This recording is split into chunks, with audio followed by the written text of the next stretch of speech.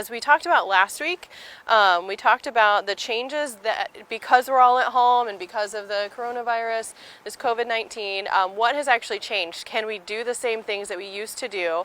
And last time we talked about estate planning and legal things because the courts are closed. So how do you get things done? And so we will post that one as well, just so if you want to read that, if you want to listen to that, you haven't. But we have Ryan here today, Ryan DELP, and he's with BRADISH Associates. And so Ryan is someone that we don't sell insurance, but we know that our clients need it. So we need someone that's going to take great care of our clients when we send them to them. And so Ryan does a great job of that. And so today we're really going to talk through what's changed in insurance.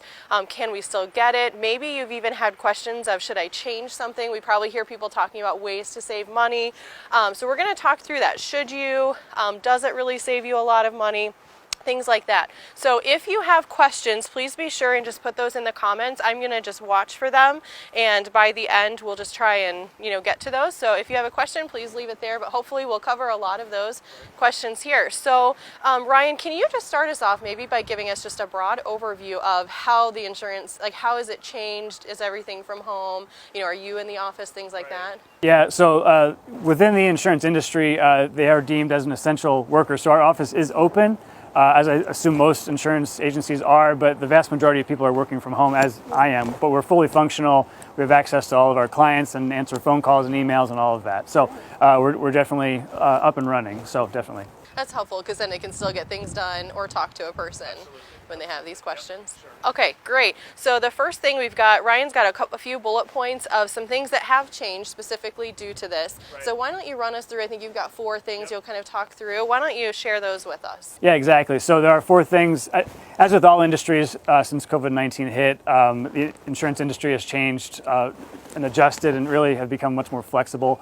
The first one really is billing. It's obviously had a huge financial hit on people, and insurance industries are understanding of that, and so they're basically giving a 30-day grace period on payment, sometimes extending it even a little bit further than that. Second, the state of Illinois actually, along with most states, if not all states, put a moratorium on canceling policies for non-pay. So really, at this point, carriers are not allowed to cancel policies for non-pay, just again because of the financial hit that people have taken. So the third one, a couple of weeks ago, it was in the news. Insurance carriers started giving discounts, and at this point, I believe all personal auto carriers are giving discounts for the months of April and May. How much and how they divvy that out kind of varies. Generally, it's been 15 to 20%, and again, some people are just, if you pay in April and May, they just take 15 or 20% off, and so you just don't pay as much. Some are giving dividends; they're like cutting a check or something like that. But pretty much all auto carriers are giving some kind of a discount because less people are driving in April and May specifically, and obviously the claim activity is down, and they want to just pass those savings along to you. So the fourth one is just a general flexibility again on payment and coverage a little bit. The one that really stands out to me is forever any kind of delivery exposure. So if you drive for Uber Eats or Grubhub or something like that, it was always absolutely excluded under your auto policy. And now some carriers are actually allowing people to do that, and understanding that, hey, you need to work, and some people are now doing delivery because carry out is still allowed. And so some companies are being flexible with that. Now, that being said, I don't want that to be sort of an industry-wide, like everyone's doing that. I would recommend with all these things, check with your agent, check with your carrier to see specifically what your company is doing. Yeah, that's a great point. Because, a lot of people have kind of decided, or even people just thinking, I want to help somehow. Sure. And there's people that can't get out, and so how can I help? Well, I could drive and get something and take it to them with no contact. So That's great. Okay, that's a great point. All right, so then as we change, so those are kind of some big broad changes that have happened, and it's great to hear that the insurance industry is changing along with everything so quickly. So now let's change, because a lot of times when we need to get life insurance or we need to get home or auto, there's something called underwriting that you have to go through to see what kind of a risk you are. Sure. And so there's some things that we used to do that takes person-to-person contact, or like a medical exam, things like that. How are those things changing? Again, I think we have 4 things that you can just talk us through. Why don't you explain those to us? Sure. Yeah, it's interesting with life insurance. I've found that a lot of times with life insurance, people they want to apply, but then they kind of get their life insurance app and they put it in the pile and they don't have a lot of time. And so it kind of gets to the bottom of the pile, right? And I feel like now people are home, they have more time. It actually might be a really good time to apply because you have time to actually fill out the application. But to your point, Michelle, as far as underwriting, again, different carriers are doing different things. Generally speaking, though, anyone who is 70 or 75 years old, they've basically stopped taking applications. Obviously, COVID has impacted people that are older more significantly, and so they've adjusted that.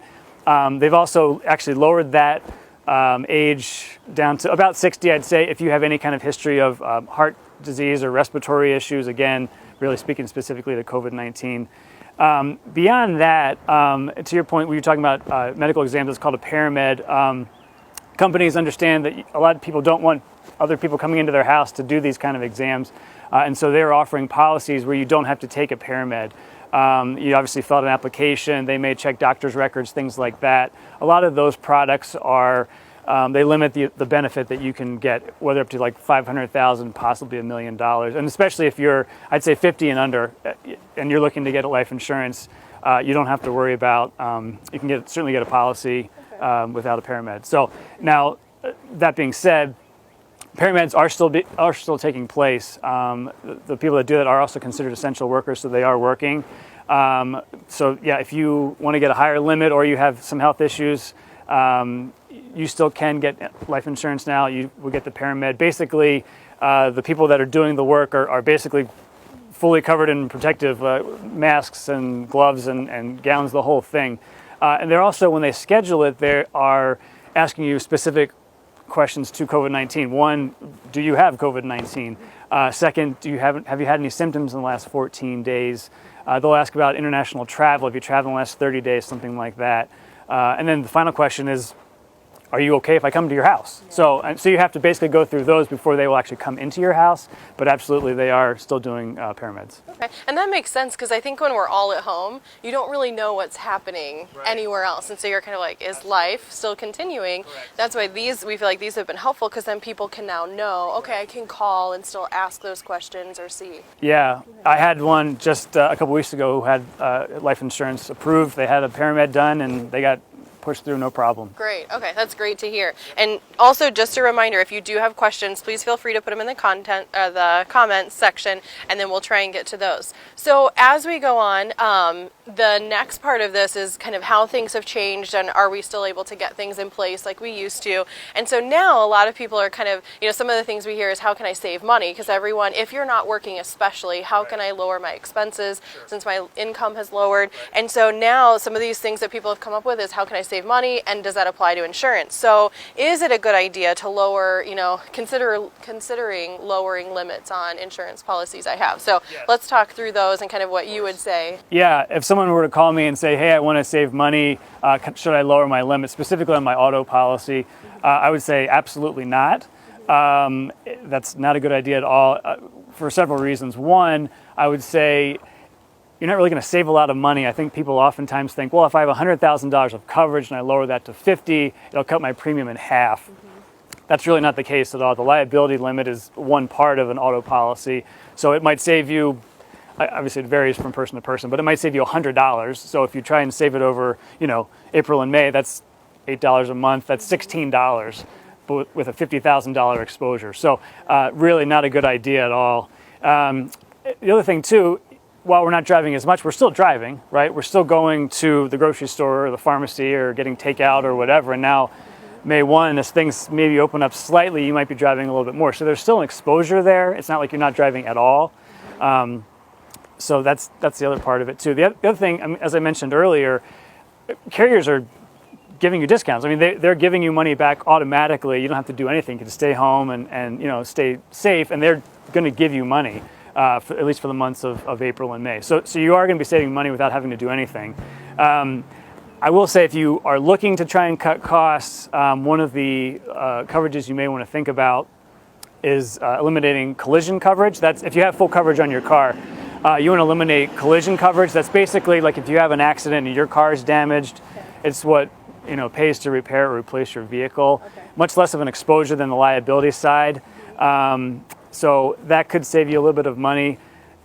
Quite frankly, I don't love that idea because again, you still have an exposure there. If you have an accident, repairing your car is not cheap. So there's still an exposure there.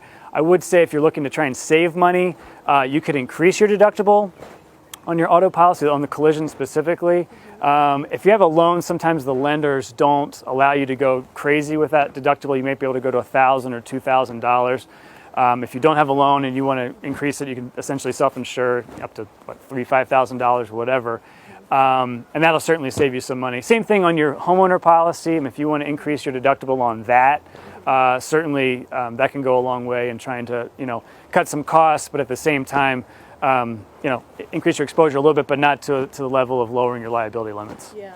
Well, and that's where we've kind of been hesitant. Like in the beginning, we kind of thought of some of these ideas and said, should we help people save some money?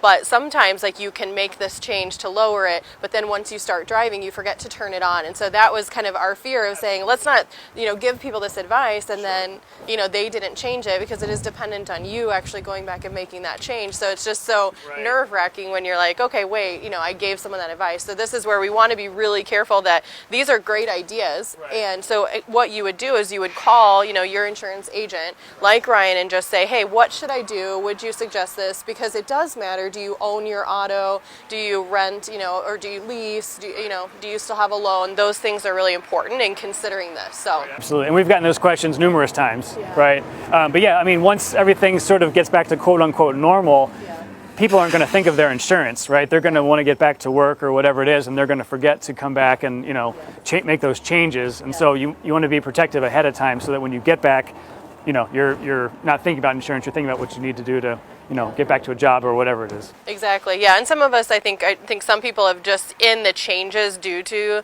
this virus, some people are busier because now they're trying to do school and work at home. And then some people might have more time. And so they are thinking about these. So we just felt like these are great questions. People have been asking. Let's answer those. So I don't see any additional questions in the comments. So I think this really answers a lot of questions that people had. So thank you so much for sharing with us, Ryan.